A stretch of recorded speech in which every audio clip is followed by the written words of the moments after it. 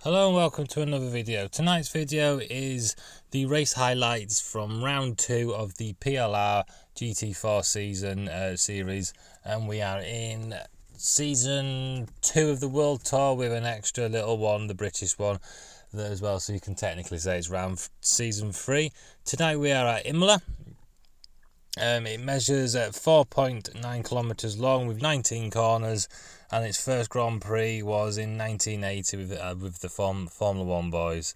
There's been some changes over the years with the track, obviously with the unfortunate incidents of the past. A few of the chicanes have been added in to try and slow it down a little bit and make it a little bit more safer. It obviously got taken off the calendars a few years ago, 10-15 years ago now. Could even be 20 years ago, bloody hell. But obviously with the pandemic, it has come back onto the Formula 1 scene. So here we are in ACC, gonna give Imola a go. So this is round 2 of the championship. Bennett took a dominant win in first round. Let's see if he can do it again. And here we are, here's the race start. So we were on board with myself, who qualified in P5 or P6, and away we go. So we've got Bennett on pole again, so another very good display, taking Boris into second. So here we are, all going down into the first corner, nice and steady, nothing too dramatic. A little bit of a bump there between Wes and Tony. I think Tony had a few steering wheel issues at the start of this race, so that's caused a few problems at the beginning. Not what you want with cars everywhere around you, but so far so good. Everybody's made it nice and cleanly. You've got Brian still there, a little bit of oversteer. I went one way and it was the wrong way to go. Oh god, no, Graham, stop. And we've just managed to stop before we go into the oncoming traffic, and there, as you can see, that's Tony wandering wide. That's his steering wheel. It was doing some weird things. So here we are, having a look through the field. So as you can see here, obviously this is Tony getting overtaken by Jono, I think. And again, it's just pure steering wheel. He's trying to get it sorted out as quickly as he can so he can get back racing. So there we go, someone going a little bit wide there over that little rumble strip, but in these GT4 cars doesn't seem to affect us too badly. But it's allowing the other car to get a good slipstream. They're side by side, millimetres apart, and he slides up the inside, and that's the move done. Very well done. So here we are on to lap number 2, or the end of the first lap. We've got Hunting Jock, or Smithy. So this is the PLR GT3 Division 2 champion. He's having a go at the GT4s and doing very well. So he's in P10 at the moment, slides up the inside, but later on the brakes, over the rumble strips and into the gravel trap. Unfortunately, not able to get that move done there, unfortunately. So here we go, we've got a bit of a gaggle of trains here, of cars, with Chaz at the back. Chaz coming back through, taking advantage of that little mistake by Hunting Shot there that upset the apple cart slider, but there's the tiniest of touches, and they're both round synchronized spinning, and they're both into the gravel trap. Very unfortunate there. Just the merest of touches, and that sent Chaz on the way round.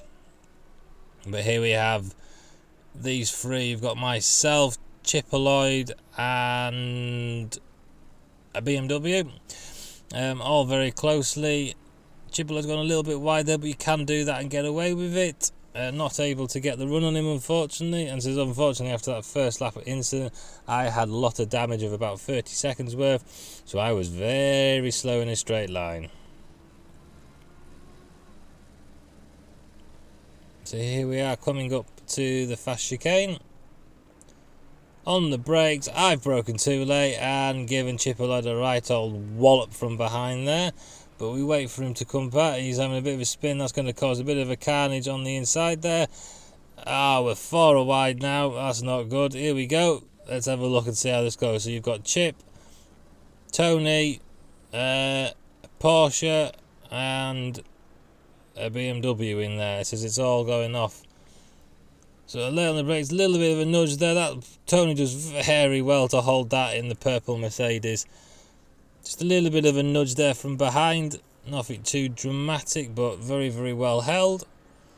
And now we're going to see the lack of power from this Mercedes.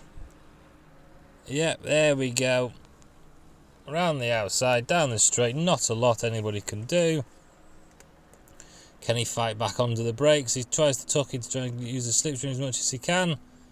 But nothing doing there. He slabs in behind, but he's gone a little bit wide. Is that going to allow him to have a run back through? You got Chipper Lloyd having a go back at Tony. He's going to have a go.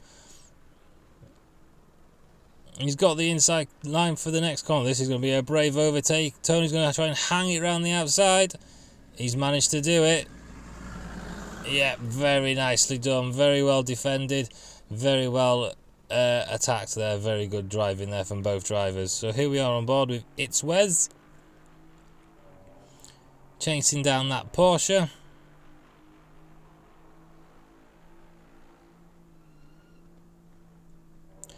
Tell you what, for a track that you can't really overtake, there's a lot of action going on here, isn't there? So he's going to have a look on the outside. Just touches the grass, then that just runs in wide into the gravel trap there. Just the grass there, just making him just trickle wide, and not a lot that he could do. And unfortunately, after trying to gain a place, he's actually gone and lost himself a place. As you can see, as he just enters back on, one of the other cars, the Ginetta, I think, just slides his way back through, and not a lot Wes could do there, really, unfortunately. So here we have a bit further back, G.J. Rosso in the Audi, putting some pressure on the Ginetta in front. Getting a little bit sideways there. He's going to have a good run on him down the straight. Can he do anything about it? What's the power of this Audi like? Looks pretty good. In fact, looks more than good.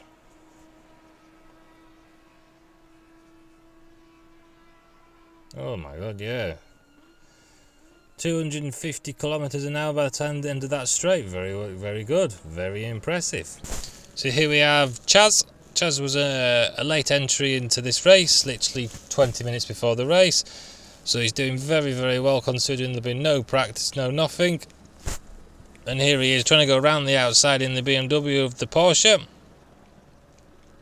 Gives him a little bit of a squeeze, but nothing too much there. And then maybe that squeeze is just mean that the car behind just misses his braking points and just gives him a little bit of a nudge. But they're both through. No too much harm done. No places lost for anybody, and they can continue the battle onwards for the future. So here we are back on board with myself. Managed to get ourselves up to P12. Again, chasing down one of them BMWs. Got a good run on him round that corner. Now we're up the inside. Later on the brakes, something the Mercedes actually seems to be good at is on the brakes, and we slide up the inside, and nice move done there, nice and easy. Again, Tony Dock in the Mercedes. It's now his turn to have a go at the BMW. Bloody, this is going to be brave. You can't do this. Or maybe you can. That was hold your breath time. That was hold your breath. But he's made it through. So here we are again on board with myself, back in 14th after the pit stops with G.J. Rosso.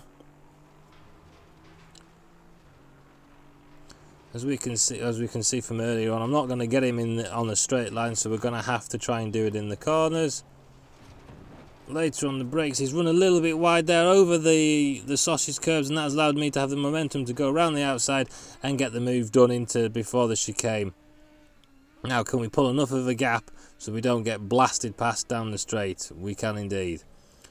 So here we are, we've got Jim Bob in 16th in the Porsche, trying to overtake, I think it's Jono in the BMW.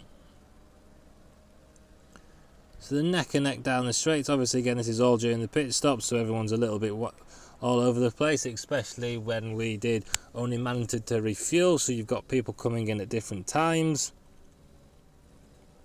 It really did lead to a very variety of strategies. We had some people pitting early, some people pitting normally, some people pitting late. It seemed to work very, very well, which is good.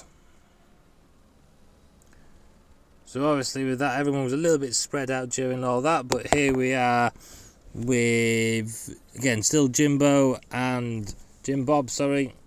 Is it Jim Bob or Jimbo? I don't know. Jim trying to get past the Jeanette, and he's sliding up the inside into that corner now. That's going to be brave to go back up the inside. No, thinks better of it, and he's got the move done. Very, very well done.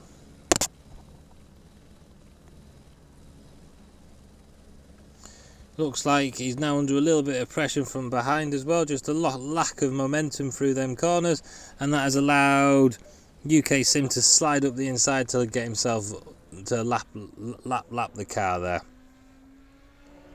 So that's what you call very, very good back marker play there. So here we are in 6th position with Brimstone, and I think this is Chipper Lloyd in front. I could be wrong, might be Promox Mate Lee. Late on the brakes, these are two neck and neck going into the corner, but Brimestone's got the inside line there, and he's able to make the move stick. Very, very good move, very, very solid move there as well. Easy as you like. Can he fight back? Yeah, Promox Mate Lee, can he have a nibble back? Doesn't look quite like it's a little bit sideways. And after that, because of obviously the pit strategy, not very much happened. But here we have Tony and Hammer. Tony went longer into the stint, so he was able to get himself ahead. But this is the battle of the damaged cars.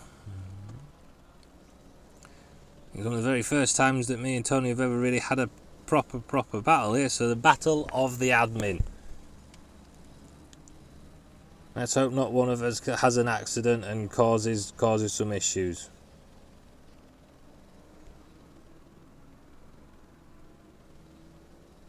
So as you can see at the moment, we're all over the back, but nothing too drastic.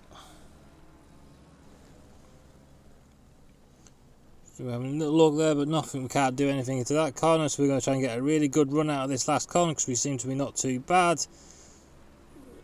A little bit squirrely on the power. Obviously, as you can see the results there down the side, we'll go through them in a minute. Again, this is where I had to do it slightly differently because I ran out of replays, so this is all replaying after the race. So I do apologise if it cuts off or anything like that, but as you can see, just Mercedes versus Mercedes, not much difference in the speed really down the straight. This is now into the last lap, so we're going to start getting very desperate, and we're all over the back of Tony here. Bumper to bumper, we're trying to sell the dummy. He's not buying it. I'm trying to go a little bit wider into that to get a nice exit through here. Back off, try and slingshot out of this corner, but we're not quite close enough. It doesn't look. I'm not going to go for a big lunge on the inside. Again, try to go wide and try and cut it back in. But again, as you can see, not quite able to get the momentum through the corner. And Tony is positioning his car everywhere he needs to be to make sure I cannot have a go. Can he keep doing it for another lap though? He runs a little bit wide there. Oh, that was the chance. That was the chance. Got a bit squirrely out of the corner, and that is probably move over. Now just about defending from GJ Rosso in behind, but Tony's gone wide. This could be my chance, but he's run a little bit wide. He's missed the sausage curb, so he's still got some momentum down the straight. Can I get some momentum and try and get any bit closer? It's not looking likely, is it? Let's be honest. We tried as late as we dare on the brakes, but we can't quite get close enough. And again, good exit out of that corner, but again, we're just not going to be quite close enough. If I had more grunt, we would maybe be able to do it, and that is how it finished. So the race results are Boris took the win, Bennett in second, and UK Sim in third. Different pit strategies worked well there. Championship is Bennett is in first on 55, Boris is in second on 46, and Boost is in third on 39. Remember, we have a qualifying ban at some point this season. Anyway, thank you very much for watching. I hope you enjoyed it, and see you next time.